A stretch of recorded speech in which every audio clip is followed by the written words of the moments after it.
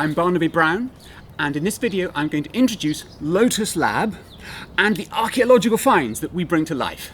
I was playing a reproduction of the Lady Macket pipes, which are from ancient Egypt, by 1,500 BC, and it's incredibly exciting because we just got these working yesterday. I've never heard them. I don't know how many centuries, millennia it's been since these instruments were really heard. So that's the joy and excitement of our work. We're a team that is interdisciplinary, international, intercultural, and intergenerational. And it's a multi-lifetime project, okay? We conduct experiments. We gather data, good data, I hope. We share it reliably and transparently, so that the revival of these superlative finds can flourish. And, well, I'm going to give a lightning tour of really what's the pick of the best, okay? Museums around the world have drawers full of fragments. I mean, we're talking thousands of archaeological finds. And what we've got here is really a selection of the very finest things that have come out of the ground over the last 200 years. And I am incredibly grateful to all the archaeologists, the scholars, the artisans. There are just so many people involved in this. It really is a collective project. And that's what Lotus Lab is about. Lotus, yes, it's a fruit. It's also a tree. And the centre of the heart wood of the lotus tree, just like ebony, is black or very dark. And so the name, in ancient Greece at least, for this double pipe was Lotos. And the Lotos is simply the wood that they liked making it from. And they didn't just make it from wood. These Egyptian ones are made from common reed, Phragmites australis. And the reeds here that survive in museums. I mean, it's amazing. You can go in these things. It was found in its case, and the reeds are made of straw. We're not totally sure what sort of straw, so we're using oat, wild oats, and they're so easy to make. So this project, this multi-lifetime project, is really to enable children, teachers, researchers everywhere to connect with the musical cultures of the Stone Age, of ancient Mesopotamia, Egypt, Greece, and Rome, and to conduct research that deepens our understanding of these objects that lie in museums. And so there's a lot of science involved and curiosity, questioning what we've been told by the previous generation and going to the finds and asking them new questions. So what I say in this video and what anybody says about ancient music, you have to take it with a good pinch of salt, because we're learning. Okay, we're in this is a game of learning because not everything survives. Most of the finds are, well, these ones are the ones that survive best, but we very rarely have the reeds. Okay, so a lot of the learning concerns these. We're very lucky that a reed does survive with this instrument, which is in the Egyptian Museum in Berlin, and there's a wonderful picture of the reed. I have here reeds that are all protected by little sheaths here, which protect the blades of the reed and educate them. Because when you take a bit of oat and you soak it in water and you squeeze it to turn it into a reed, it doesn't like it. It's quite a violent action, and so you need to parent it. You could call them the reed mothers or the reed fathers. So you put on, in fact I'd better do that now, otherwise it's just going to open up, because these were only made yesterday. So you put on the reed sheaths and they protect the blades from damage, and they educate the blades to stay closed. And then after, once you've played it for maybe 2 months or maybe 2 years, they've totally stabilized, and they just protect them. They're no longer needed to persuade the blades to stay closed. But without further ado, here are the products that we're focusing on to launch Lotus Lab. And I'll begin with the world's oldest complete musical instrument.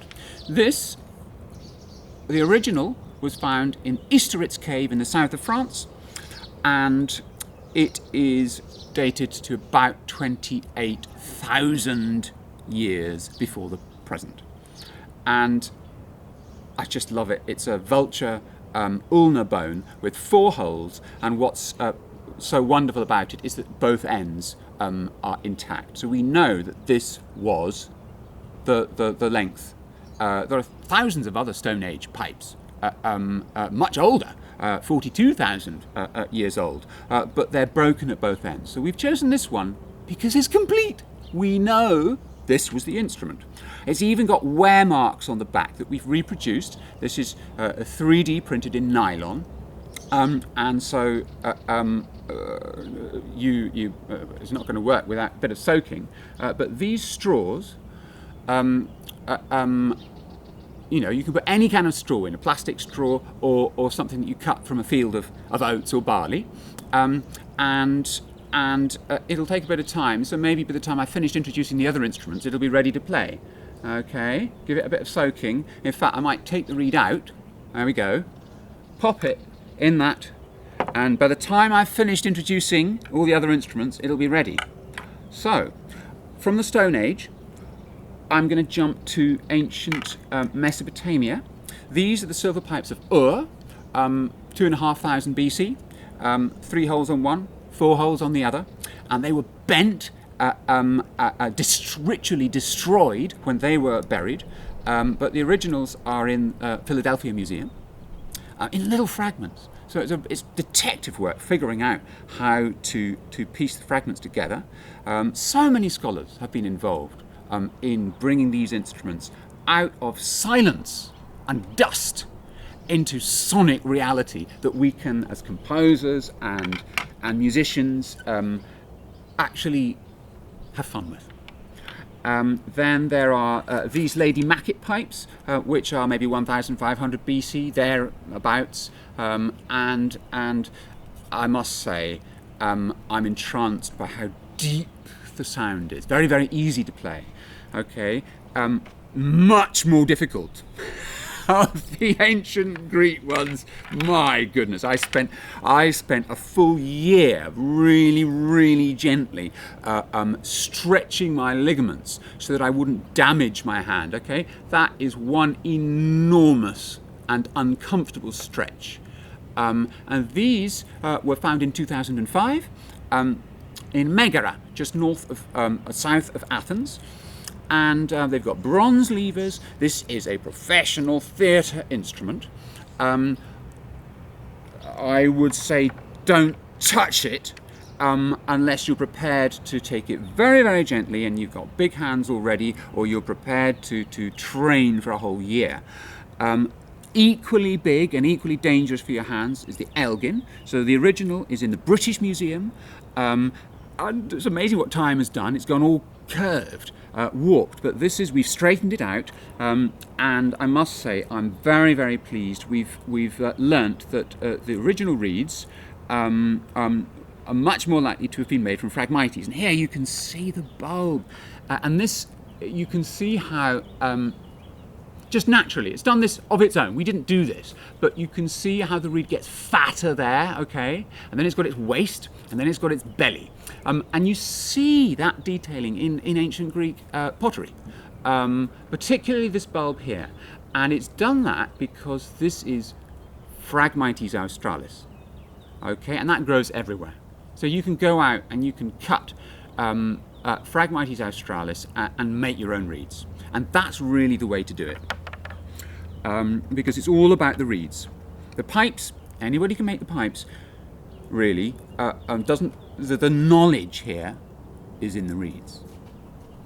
Now, this is the Pydna, and if this was buried in about 300 BC, this 5th century, we don't really know. This between 350, 400 BC.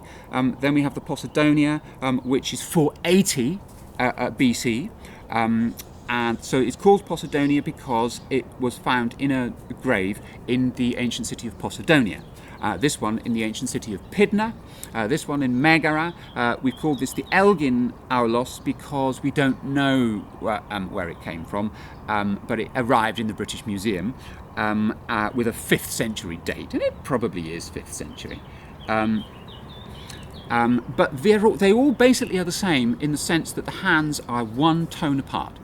So your left hand has the low pipe, and it sounds one tone lower than the right hand, and that is what these auloi have in common.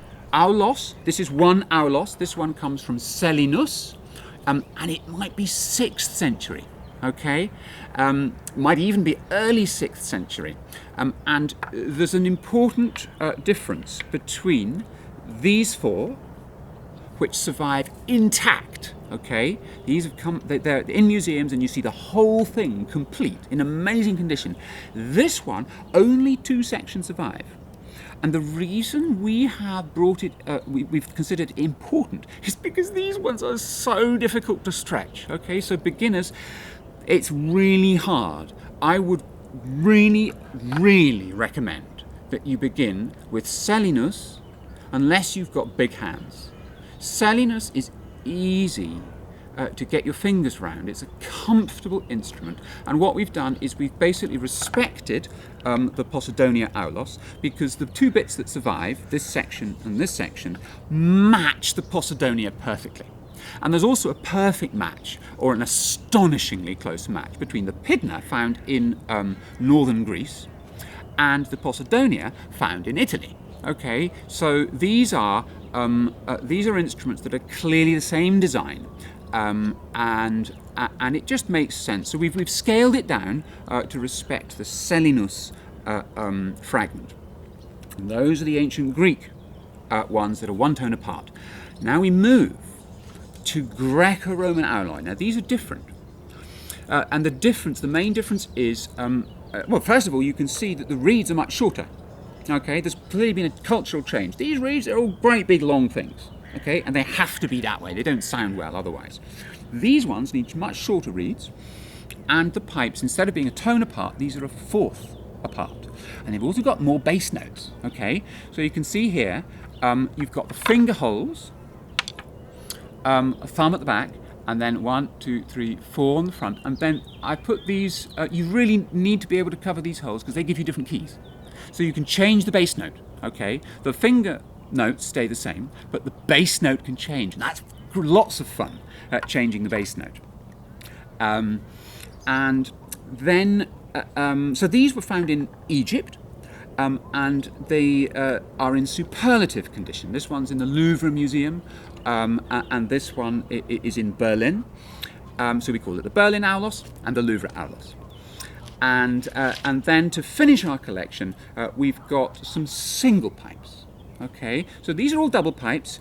and which means you can play harmony. They're like the piano of the ancient world. This was the most popular instrument of the ancient world. You couldn't have a party. You couldn't. All religious ceremonies involved piping, dancing, weddings, entertainment.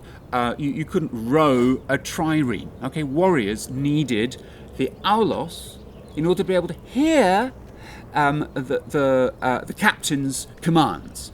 And it's the same with military training. So they trained with the aulos providing the energy. And builders, if you're going to build a temple, you had an aulos keeping your energy up. So these single pipes are different. They have holes that you would play with both hands, and wow! I must say this one again is ancient Egyptian. The 8-hole originals in Turin. This one is a 6-hole, also in Turin. And here we have the Panopolis pipe, and this one's exceptional because it has 2 thumb holes. Okay, this is an ancient sort of clarinet, and it's even got an extra little side hole there that you can close with that top thing. I love this one. Really, really beautiful to play, and gives you a very modern sounding scale. You can play anything on that. And then of course this baby. Let's see if it's ready. Whoa! Wow! Look at that. That's really opened up. Now that's going to be difficult to play because it's got too fat. So I'm going to squeeze it and hope that my lips are strong enough to make it sound. Wow, that's going to be quite something. So I'm going to pop it into my Easteritz bone, and see what it does. God, this is going to be what you would call a gut buster. Okay, it's because it's brand new. Yeah, brand new reed. It had oats dangling from its top end just a couple of days ago. Let's see if my lips are strong enough to get a sound out of that.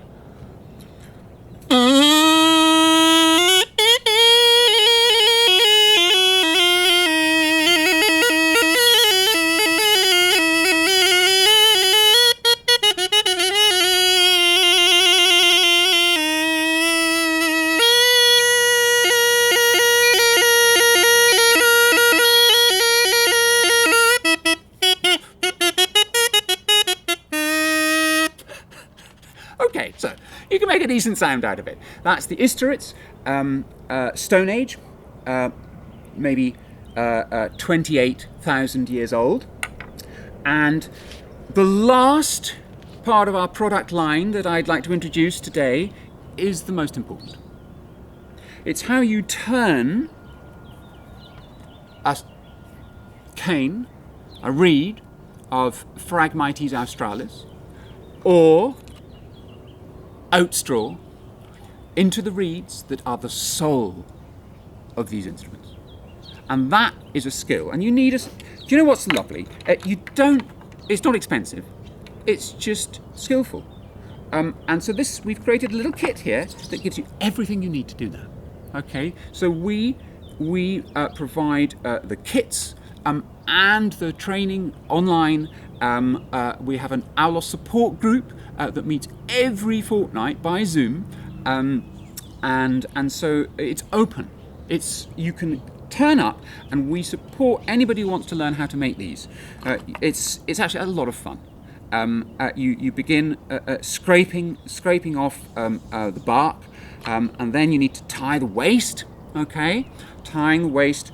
So here's the kit you need to tie the waist, and then actually you have to start by making these guys the reed protectors or sheaths that form them, and they might be big for a great big reed like the Panopolis, or they might be tiny like that, and so a little bit of sandpaper to make that curve, and your beeswax, rather an important tool, little snips for cutting the thread, all the different threads that you might want to use, and we've colour-coded them so that as you go up the cane, you know, the root of the cane, that's going to give you really heavy, sort of strong reeds down at the base, and then this one a little bit lighter, and then these ones must be quite nice and easy to play, and as you get up towards the top they get really light, which requires more skill. So there we go.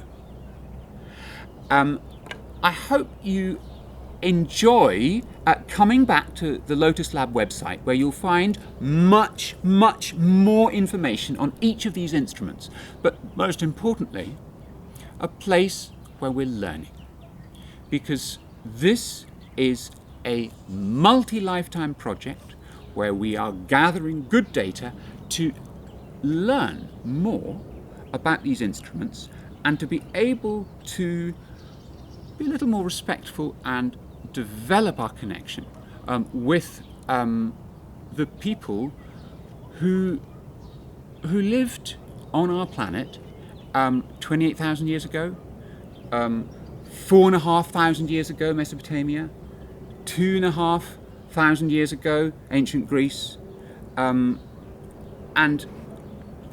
bring those cultures into our modern lives in a way that's meaningful. It enables us to connect with things that are remote, things that are maybe we look down on because we don't understand them, not just in the past, but also today. Because in order to understand these instruments, we need to step out of what we think is normal and discover something that is different. That's why I'm in this game. It keeps my aging mind fresh and learning. Thank you for watching.